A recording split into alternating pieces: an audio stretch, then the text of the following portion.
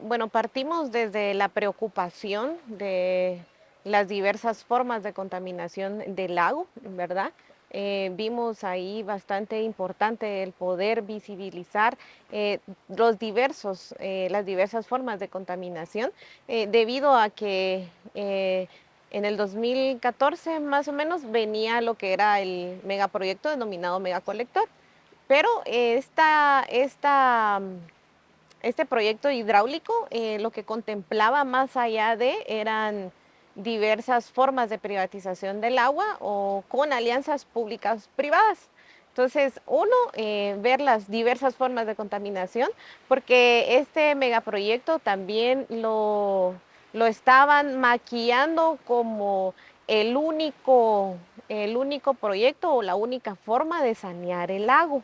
Entonces, ahí poco a poco fuimos viendo cuáles eran los porcentajes y entonces sí vimos la necesidad de poder documentarnos, de poder ver de qué manera teníamos más sustentos para poder visibilizar de que no era viable esto que era el megacolector y en primer plano pues las diversas formas de contaminación, porque si bien es cierto, el lago es muy grande, sí, no negamos que entran varias formas de contaminación. Entonces, no queremos perder nuestro lago porque es un ser vivo y nosotros lo denominamos como nuestra gran abuela lago. Entonces, la conexión, la interrelación que se tiene con el agua y las comunidades es fundamental para la vida. Bueno, el racismo ha sido como uno de los primeros puntos que se puede ver en una de las entrevistas donde los compañeros en una conferencia de prensa dan a conocer su oposición a este megaproyecto. Pues si alguien que tiene vínculos con organizaciones que defienden el lago, pero no lo hacen, sí, los trata muy mal, ¿no? Entonces yo creo que desde la discriminación ha sido como parte, vivimos en un sistema opresivo y que lamentablemente los pueblos indígenas vivimos la discriminación, el racismo que está inmerso lamentablemente dentro de la población. Anteriormente, pues sí se tenía un poco de apertura con la administración pública, con la alcaldía, y pues se podía, quizás no como quisiéramos, pero se podía coordinar, ¿verdad? Pues actualmente la administración actual crea un poco de resistencia para poder seguir coordinando diversas acciones que podríamos tener en conjunto. Entonces, creo que también puede que sea un obstáculo, pero estamos también buscando los mecanismos de diálogo para poder llegar al objetivo, que es principalmente el resguardo de nuestra abuela lago. Bueno, las violaciones a los diversos derechos, ¿verdad? Cuando se alerta lo del megacolector, pues vemos visible ahí la violación a la consulta, al derecho a la consulta previa, libre e informada. También que si bien es cierto, estamos cerca del lago, la accesibilidad del agua como un derecho humano y el derecho humano al agua y el saneamiento no se cumple, ¿sí? También un derecho a un ambiente sano, también son diversas violaciones que hemos visto por diversas razones, ¿verdad? Entonces creo que esas han sido las violaciones que se han tenido con respecto al lago. Recuerdo muy bien que mi papá me cuenta que ellos bajaban al lago desde chiquitos a nadar, pero se le tenía un respeto bastante sagrado, por decirlo así, ¿verdad? Esa conectividad, pues poco a poco se ha ido perdiendo, ¿verdad? Por las diversas formas también. La contaminación, pues lo que implica es que antes también nuestros abuelos tomaban el agua de acá, cosa que ahorita ya no se puede hacer. Entonces también ese es como uno de los rezagos que trae la contaminación. En algunas ocasiones hemos visto también alergias en la piel. Entonces también es uno de los factores que crea la contaminación del agua. Bueno, creo que hay diversos sectores que participan en esta pregunta o en este cuestionamiento. Me redirigiría primero al Estado, ¿no? Aquí tenemos una autoridad del manejo de la cuenca del lago Atitlán y su entorno, que está adscrito a la vicepresidencia de la República, ¿sí? Y dentro de su mandato, pues es el cuidado y la ay, ahí van a ir cortando, ¿va? ¿O no? Sí, sí. Tenemos a la autoridad máxima sustentable de la cuenca del lago Atitlán, adscrita a la vicepresidencia, en donde establecen diversas formas para el resguardo del lago Atitlán, lo cual no cumple sus funciones y sus objetivos. Tenemos un Ministerio de Ambiente también, tenemos un Viceministerio del Agua. Entonces hay todo un andamiaje institucional estatal encargado en proteger el medio ambiente. Entonces desde ahí puedo partir que cierta responsabilidad es del Estado. Por otro punto, podríamos mencionar las empresas, ¿verdad? Que no son responsables al momento de crear los productos en envasados reciclables o en envasados que tengan menos impacto ambiental en sus productos. Entonces también la responsabilidad empresarial es uno de los factores también. Y pues la población en el sentido del consumo indebido de muchos productos, ¿no? Un risito, una galleta.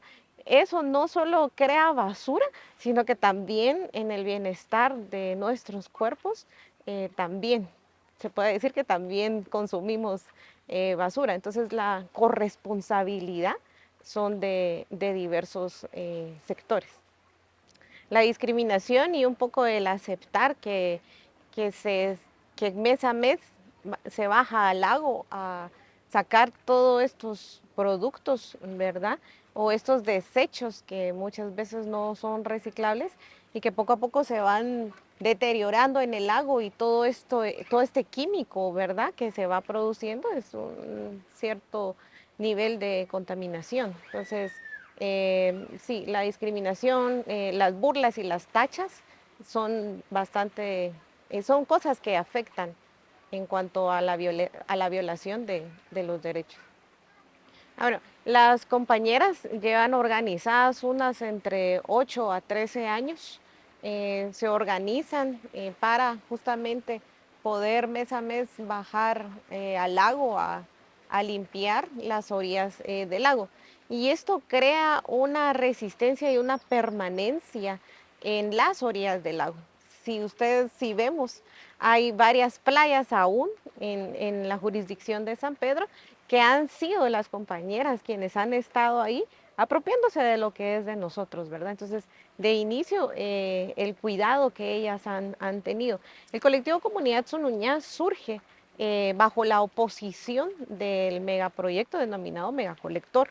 Ahí se empieza como a organizar las diversas defensas, las diversas metodologías para poder parar un poco esto, analizar la viabilidad del proyecto, también la violación a la consulta y a diversos derechos que se van viendo, ¿verdad? Entonces, los dos grupos pues surgen en diversos momentos, sin embargo, vimos importante el poder visibilizar el trabajo de organización, de resistencia y de protección al lago que hacen las compañeras mucho más, con mucha más antelación, ¿sí? Entonces la vinculación inicia desde visibilizarlas y decir, bueno, ellas están haciendo una resistencia pacífica, consciente hacia el lago Atitlán para nuestro bienestar de toda la comunidad, no solo de ellas, sino es para toda la comunidad. Entonces ese vínculo de resistencia, de defensa de los derechos a nuestro bien natural, el lago, hace que nos conectemos en diversos momentos, ¿verdad? Eh, bueno, una de mis experiencias es que hacíamos jornadas anuales, ¿verdad? Y pues uno participaba en esas jornadas, pero al estar vinculados con las compañeras, pues ya nos adscribimos con ellas y pues vamos y las acompañamos ahora mes a mes a limpiar el lago. Entonces también ellas a mí me han enseñado lo que es una resistencia legítima, una resistencia consciente que, que han trabajado a lo largo de estos años. Desde lo jurídico, empezamos como con un amparo promovido en la Corte de Constitucionalidad en contra de este megaproyecto y en contra del AMSCLAE, justamente por la violación a la consulta previa, libre e informada. Creo que ese fue un mecanismo también de protección y de prevención para que no hubiéramos nosotros instalados acá un megaproyecto que no era viable para las comunidades. También está el acuerdo 111-2016, es un acuerdo municipal suscrito por el alcalde y su consejo para la jurisdicción de San Pedro La Laguna, en donde contempla la prohibición de la bolsa plástica, pajía y duroporto. Al inicio del acuerdo también se mencionaba y sus derivados, pero viene el sector empresarial y pues la contraposición de que le estábamos violando a ellos sus derechos, ¿verdad? En ese entonces la Corte dictamina a favor de nosotros como comunidad y pues la construcción de esta normativa pues ha estado siempre en representación de las y los compañeros del colectivo. También se está formulando un acuerdo municipal en donde se pueda liberar las orillas del lago, porque las orillas es importante y el cuidado de la arena, que si bien es cierto es un filtro natural muy importante. Entonces, como a nivel jurídico podríamos mencionar como estos instrumentos para la protección. A nivel comunitario, pues desde los COCODES somos parte también del colectivo y pues hemos estado en el Consejo Municipal de Desarrollo, que es el COMUDE, siempre manifestando la protección del medio ambiente. Entonces, el Estado regala, no, bueno, da lo que es fertilizante. Entonces nosotros decimos, bueno, también den abono orgánico, ¿va? Porque también el fertilizante es una de las formas de contaminación. Entonces siempre estamos con las propuestas, siempre visibilizando y exigiéndole a la municipalidad que, bueno, tenemos el fertilizante, pero también que coloquen abono orgánico, ¿verdad? Entonces creo que esas han sido mecanismos y maneras que hemos tenido para la prevención o para que se siga contaminando.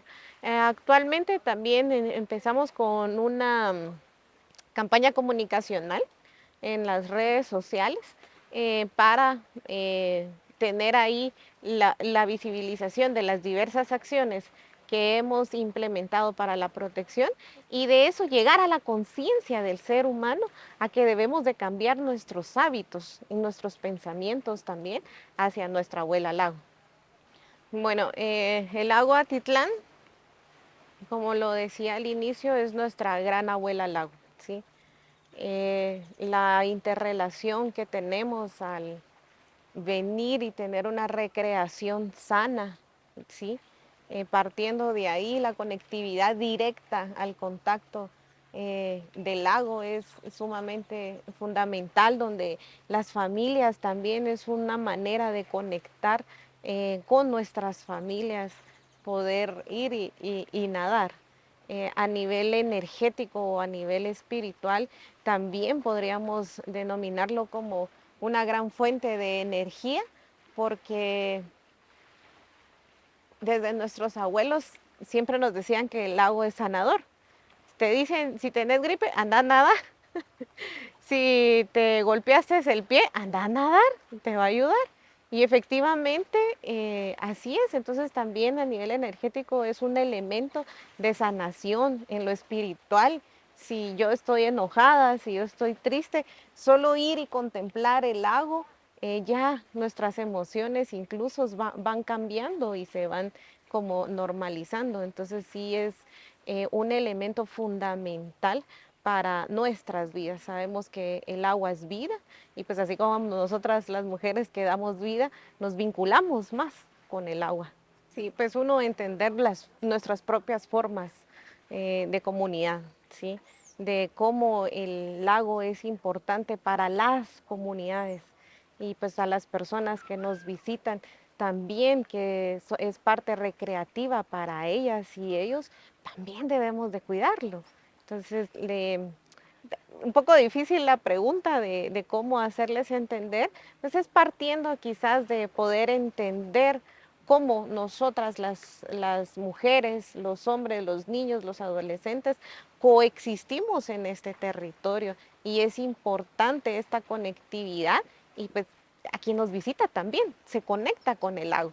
Muchas veces he oído, no me quiero ir, como que el lago me jala, dice, ¿verdad? Porque no se quieren ir, pero es esa conexión energética que se tiene con el ser humano en sí y todo ser vivo. Recordemos que aquí también se protege en el lago toda una red de la vida. Hay patrones muy importantes en lo que podemos mencionar al extractivismo, ¿verdad? Los patrones es la falta de voluntad política del Estado para contemplar una legislación más fuerte, más penalizada, cuando las empresas violentan y explotan en su totalidad los bienes naturales. Entonces, si tuviéramos una voluntad política desde lo Estado, podríamos tener más protección hacia los bienes naturales. Creo que esa es una de las piezas fundamentales porque si bien es cierto, el Estado lo ve como un ingreso económico o para de desarrollo, entre comillas, y que si viene una empresa a explotar los recursos, los bienes, les vamos a crear empleo, dice, ¿verdad? Pero ¿a costa de qué? A costa de nuestro ambiente, a costa de nuestra salud, porque justamente en donde están estas diversas megaproyectos de diversas formas de extractivismo, las comunidades son las que sufren en salud, en lo físico, en lo económico, son las poblaciones con alto índice de pobreza. Entonces yo creo que uno de los mecanismos que, aparte de todas estas resistencias que lo hacemos desde la comunidad, es la voluntad estatal de, uno, crear leyes, pero crees leyes más robustas, de que la penalización sea más alta, pero que también que haya un proceso de fiscalización incluso en estos megaproyectos extractivos que ya están lamentablemente, ¿verdad? Entonces creo que es importante que visibilicemos esto porque también nosotros, la población, somos quienes tenemos ese derecho de elegir y ser electos, ¿verdad? Pues evitar el ingreso de diversos productos que están en toda la región de Sololá, disminuir todo lo que es los desechos sólidos. Es importante ver eso. El tema del fertilizante para la agricultura, poder crear esos mecanismos para la transformación de lo químico a lo orgánico. Entonces es necesario iniciar ya con eso, porque es un proceso también a largo plazo, que se tenga esta voluntad estatal desde lo municipal y de lo departamental y la nacional para que podamos crear estas quizás normativas o que estas institucionalidades encargadas en medio ambiente realmente estén haciendo sus funciones. Creo que esa es pieza fundamental para todo, para poder evitar la amenaza de más contaminación fortalecer las articulaciones también que tenemos ya a nivel departamental para que sea un movimiento más en mayoría, ¿verdad? Porque si bien es cierto, en Sololá son 19 municipios, pues San Pedro se ha caracterizado en la defensa propia del lago. San Pablo empieza también con mecanismos de liberación de playa, Santiago también tienen grupos que limpian el lago, entonces debemos de seguirnos articulando para fortalecer nuestro movimiento, concientizar, llegar a la conciencia del ser humano, a que debemos de disminuir nuestro consumo indebido en diversos productos que no le hacen bien ni a la salud ni al lago. Algo que es admirable es la organización, la legitimidad de cómo ellas vienen a limpiar el lago sin ninguna remuneración económica, sin ninguna remuneración también de imagen, o sea, es un cuidado, es una resistencia muy propia desde el ser para el hacer. Entonces creo que eso es, para mí es lo más valioso que tengo de las compañeras para poder seguir protegiendo lo que es nuestra abuela lago. Bueno, uno, el ver plasmado en un documental lo que se hace, lo que hacemos desde lo comunitario. Eso es, visibilizar eso es impactante de inicio. En segundo, pues que se pone a discusión temas que quizás no eran tan, no eran tan visibles o no se dialogaba, no se discutía tanto de eso. Entonces, pero ahora ya se empieza a oír que hay que normar, que hay que ver qué se hace con el tema de los desechos sólidos, con la protección de los bienes naturales. Entonces, creo que es uno de los beneficios que hemos visto. Incluso he oído que hay catedráticos de universidades que quieren utilizar el documental como parte de la proyección educativa de sus estudiantes. Entonces, creo que eso va más allá de lo que nos imaginábamos y es muy bueno porque empezamos a discutir estos temas. El hecho de que lo discutamos, pienso que es un paso adelante grande porque ya se está poniendo en la mesa estos temas. Entonces, por ahí. Sí, quizás el tener la persistencia y la permanencia del objetivo principal, ¿verdad? Que es como el cuidado de nuestra abuela lago. Eh, a nivel jurídico hemos tenido diversas acciones, a nivel organizativo, pues la articulación con diversos sectores en el municipio y ahora un poco más en el departamento y en lo comunicacional. Entonces, uno de los aprendizajes es poder seguir, quizás no siempre unidos, pero siempre creando estas líneas de acción unificadas para poder seguir protegiendo, resguardando y revitalizando lo que es nuestra abuela lago. Desde la conciencia, seguir teniendo esta conexión energética con nuestra abuela lago, porque es para la comunidad que estamos aquí coexistiendo y de los y las que vienen en un futuro.